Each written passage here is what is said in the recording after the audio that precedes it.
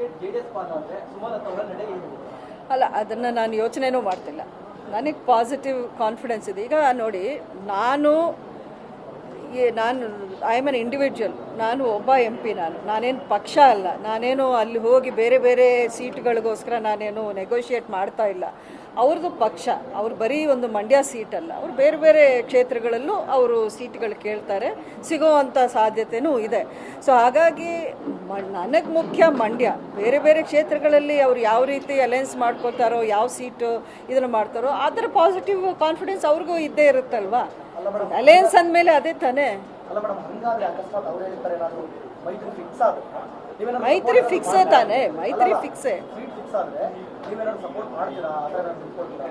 ಅಲ್ಲ, BJP ಅಂತ ಒಂದು ದೊಡ್ಡ ರಾಷ್ಟ್ರೀಯ ಪಕ್ಷ ತುಂಬ ಯಶಸ್ವಿಯಾಗಿ ಇಷ್ಟೊಂದು ಎಲೆಕ್ಷನಲ್ಲಿ ಗೆದ್ಕೊಂಡು ಹೈಯೆಸ್ಟ್ ನಂಬರ್ ಆಫ್ ಸೀಟ್ಸ್ ಈಗ ಪ್ರೊಜೆಕ್ಷನಲ್ಲೂ ಎಲ್ಲ ಕಡೆನೂ ಇದೆ. ಅವ್ರ ಟಾರ್ಗೆಟನ್ನು 400 ಸೀಟ್ ದಾಟಬೇಕು ಅಂತ ಒಂದು ಪಕ್ಷ.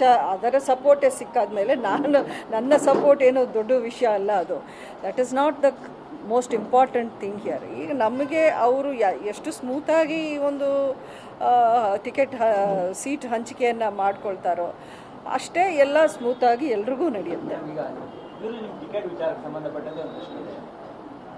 ಸ್ವತಃ BJPಯವರೇ ದೇವೇಗೌಡರಿಗೆ ಈ ಕ್ಷೇತ್ರವನ್ನು ಸುಮಲತಾ ಅವರಿಗೆ ಬಿಟ್ಕೊಡ್ತೀವಿ, ನಮ್ಗೆ ಇಂಟ್ರೆಸ್ಟ್ ಇದೆ ಹೇಳುವಂಥ ಮಾಹಿತಿಯನ್ನು ಸೂಚ್ಯವಾಗಿ ತಿಳಿಸಿದ್ದಾರೆ ಅಥವಾ ನೇರವಾಗಿ ತಿಳಿಸ್ತಾರೆ ಅನ್ನುವಂಥ ಮಾಹಿತಿ ನಮಗೆ ಅತ್ತ ಮೀಡಿಯಾದವರಿಗೆ.